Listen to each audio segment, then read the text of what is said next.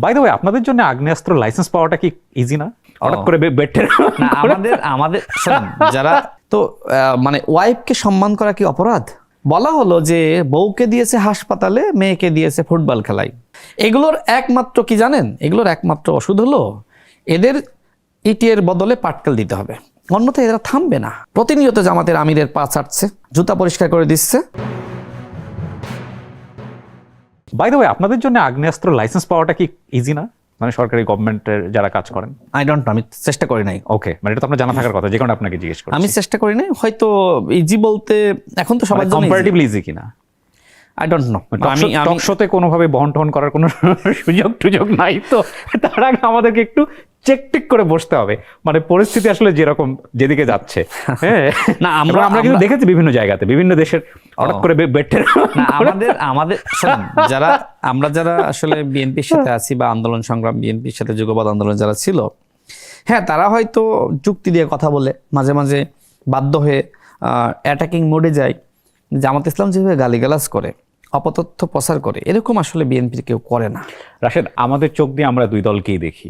আমরা চাই খুব সুন্দর একটা পরিবেশ তৈরি হোক, এবং আমরা চাই এমন নেতা হোক আমাদের, যে নেতা নিরপেক্ষভাবে কথা বলবেন। তিনি ডেফিনেটলি একটা দলের রিপ্রেজেন্টেটিভ হবেন, কিন্তু দলের ঊর্ধ্বে উঠে দেশকে দেখবেন। আপনাদের প্রতি আমাদের মানে চাওয়াটা অনেক বেশি, এই কারণে যে আপনাদেরকে আমরা নেতা হতে দেখেছি, চোখের সামনে দেখেছি। আপনারা মজলুমের সাথে ছিলেন, আপনারা সাধারণ মানুষের কথা বলেছেন। আপনাকে আমি একটা প্রশ্ন করি। জি জি, শিওর। যদি এটা করা ইয়ে না, বাট আমি এই দিলাম। যে জামাতের নেতাই আমি বলবো, জামাত নেতা নাসিরউদ্দিন পাটোয়ারি, সে যে আমাদের মাননীয় প্রধানমন্ত্রীকে নিয়ে গালিগালাজ করে, এবং তিনি যে সময় তার সহধর্মিনীর প্রশংসা করেন যে আমার মাথার মধ্যে হেলথ নাই, আমার হেলথ উনি, তাই না? তারপরে তার ওয়াইফ ডাক্তার, স্বাভাবিকভাবে স্বাস্থ্য সংক্রান্ত বিভিন্ন পরামর্শ তার ওয়াইফ তাকে দিয়ে থাকে। তো এইটাকে, এবং একই সাথে ওয়াইফের প্রতি তো একজন স্বামীর দায়িত্ব থাকে। বৃষ্টি হচ্ছে, এখন ওয়াইফ যদি আমার মাথায় ছাতা ধরে রাখে, সেটাকে ভালো দেখাবে? স্বাভাবিকভাবে বাংলাদেশের যে বাস্তবতায় স্বাভাবিকভাবে সবসময় এটা এমনই হয়ে থাকে যে হাজব্যান্ড ছাতা ধরে। তো মানে ওয়াইফকে সম্মান করা কি অপরাধ? সেখানে এই জামাত নেতা নাসিরউদ্দিন পাটোয়ারি, সে বলল, তাকে আমি এনসিপি নেতা বলতেছি না, জামাত নেতা, কারণ তিনি এখন জামাতের সব থেকে বড় মুখপাত্র। তিনি বলছেন যে মানুষ আপনাকে প্রেম করার জন্য মানে ভোট দেয় নাই, অথচ এই যে মানে জামাতের একজন এমপি, তার যে অপকর্মগুলো সামনে আসলো, এই নাসিরউদ্দিন পাটোয়ারির কোনো বক্তব্য আছে? তো আপনি কিভাবে আমাদেরকে বলবেন যে আপনারা ভাই একটু ভালোভাষায় কথা বলেন? আচ্ছা, জাইমা রহমান, তার কোনো রাজনৈতিক বক্তব্য আছে? She is doing fabulous. I তাই like না? her. রাজনৈতিক কোনো বক্তব্য নাই। আপনার কোনো প্রশ্ন নাই, তো আমি তার প্রশ্ন ধরে নিয়ে একটা উত্তর দিয়ে অথচ দিলাম। বলা হলো যে বউকে দিয়েছে হাসপাতালে, মেয়েকে দিয়েছে ফুটবল খেলায়। এগুলোকে আপনি কি বলবেন বলেন? আচ্ছা, 11 সরকারের সময় মাননীয় প্রধানমন্ত্রী কোমর ভেঙে দিয়েছিল না? তিনি কিছুদিন আগে বললেন যে আমার কোমর যারা ভেঙেছিল, আমি যদি এখন তাদের কোমর ভাঙি, এই ব্যথা কি যাবে? আমি প্রতিহিংসার রাজনীতি করতে চাই না। আচ্ছা, এই বক্তব্য কি আপনার কাছে খারাপ লেগেছে? No, it's beautiful. তাহলে যখন তার এই কোমর ভাঙা নিয়ে এই নাসিরউদ্দিন পাটোয়ারিরা তারা বলে যে ওই সময় ডিজে ভাই ভেঙেছিল, এখন জনগণ ভাঙবে, এই বক্তব্য আপনি গ্রহণ করতে পারেন? আচ্ছা, আমাকে বলেন, এই সব কথাবার্তা শোনার পরে আমি কোন মিষ্টি ভাষায় বক্তব্য উত্থাপন করলে বা আপনার কাউন্টার দিলে আপনি খুশি হবেন? এই সব বক্তব্যের আসলে মিষ্টি ভাষায় কাউন্টার দেওয়া যায় না। এগুলোর একমাত্র কি জানেন? এগুলোর একমাত্র ওষুধ হলো এদের ইটের বদলে পাটকেল দিতে হবে, অন্যথায় এরা থামবে না। দেখেন, আমি আমার জীবনে আমি আন্দোলন সংগ্রামের নেতৃত্ব দিয়েছি। এই নাসিরউদ্দিন পাটোয়ারিরা আমাদের নেতৃত্বে 18 সালের কোটা আন্দোলনে অংশ নিয়েছে। আমি তো একটা আন্দোলনের নেতৃত্বে ছিলাম, তাই না? 24 সালের গণ অভ্যুত্থানে রাজনৈতিক সমন্বয় যারা করেছে, আমাদের মাননীয় স্বরাষ্ট্রমন্ত্রীর নেতৃত্বে তো আমরাও ছিলাম। তিনি জানেন, সবই বোঝেন। তারপরেও তিনি এই যেভাবে মানে আমি চেয়েছিলাম যে হ্যাঁ, একটা দায়িত্ব পাওয়ার পরে স্বাভাবিকভাবে আমাকে অনেক মানে ভারত রেখে কথাবার্তা বলতে হবে, কিন্তু তারা যেভাবে যে ভাষায় কথাবার্তা বলতেছে, ইটের বদলে পাটকেল না মারলে এই ইতরগুলোকে মানুষ করা যাবে না। আপনি বাংলাদেশে কি চান? বাকশাল চান? ডেফিনেটলি না। আমি যেটা বলতে চাই, আলোচনা থাকুক, সমালোচনা থাকুক, কিন্তু ধরেন আপনি পোস্টে গেলেন, কেউ একজন মন্তব্য করলো যে আপনি আসলে প্রাইম মিনিস্টারের জুতো টানার জন্য গেছেন ওখানে। বাক স্বাধীনতা ডেফিনেটলি এনসিপির একজন এই কথা হতে পারে। আমি শুধু এনসিপি না, শুধু বিভিন্ন জায়গাতেই কিন্তু হচ্ছে। ধরেন আপনার সাথে যখন উচ্চবাচক কথাগুলো যখন লিক হয়, আপনিও যে স্টাইলে কথা বলেন, সেটা তো আমাদেরকেও অনেক বেশি অবাক করে। তো এই যে ব্যাপারটা, এটার কি খুব প্রয়োজন আছে না? বাক স্বাধীনতা মানে তো যা ইচ্ছা তা না। এনসিপির একজন নেতা নাসিরুদ্দিন পাটোয়ারি তিনি আসলে এই কথা বলেছেন যে আমি সকাল বিকাল মাননীয় প্রধানমন্ত্রীর জুতা পরিষ্কার করব। তো দেখেন, এনসিপি আসলে নতুন একটি দল। আমরা তাদের কাছ থেকে অনেক কিছু প্রত্যাশা করেছিলাম যে গণ অভ্যুত্থানের সামনে থেকে সরাসরি নেতৃত্ব দিয়েছে সেই তরুণরা এই দল গঠন করেছে, তরুণদের একটি অংশ, সবাই মিলে যে এই দল গঠন করেছে এরকম না, কারণ এই আন্দোলনে সবাই সম্পৃক্ত ছিল। তাদের ভাষাগুলো আপনি নিজেই দেখেন যে কতটা জঘন্য। এখন এই জঘন্য ভাষার মানে কাউন্টার হিসেবে আমি কি বলতে পারি?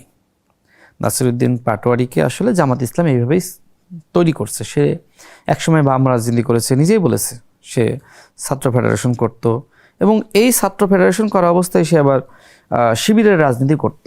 এটা কিন্তু সে গোপন রেখেছিল, হাইড রেখেছিল। নির্বাচনের সময় সে এটা আসলে প্রকাশ করে। মানে আপনি এখানে শিবির, বাম, আমি এটা একটু শেষ করলে করছেন তাহলে? না, একটু শেষ করি। মানে শিবিরের সবাই খারাপ, মানে বিষয়টা আমি একটু বোঝাই আপনাকে, তাহলে বুঝবেন। সে ক্যাম্পাসে প্রকাশ্যে বাম রাজনীতি করত, আর ভিতরে ভিতরে শিবিরের রাজনীতি করত। ওই যে আমরা গুপ্ত রাজনীতির কথা বলি না, সেটার একটা মানে স্পষ্ট উদাহরণ কিন্তু নাসিরুদ্দিন পাটোয়ারি।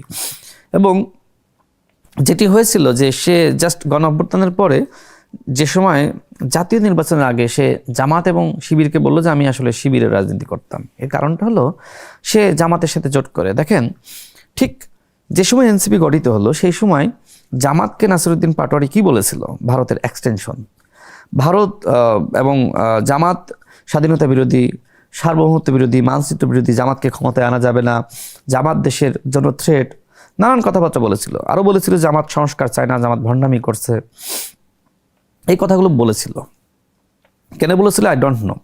কিন্তু তারা আবার পরবর্তীতে জামাতের সাথে গেল। জামাতের সাথে গিয়ে তারা এখন আমাকে গালিগালাজ করতেছে, বিএনপিকে গালিগালাজ করতেছে। তো তরুণদের রাজনীতির চরিত্র যদি হয় যে বিএনপির সাথে আসন ভাগাভাগি হয়নি, বিএনপি তাদেরকে 4টা আসন দিতে চেয়েছিল, যে কারণে ক্ষুব্ধ হয়ে তারা জামাতের সাথে জোট করলো এবং জামাতের হয়ে এখন তারা বিএনপিকে ব্যাশিং করতেছে, আমাকে গালিগালাজ করতেছে।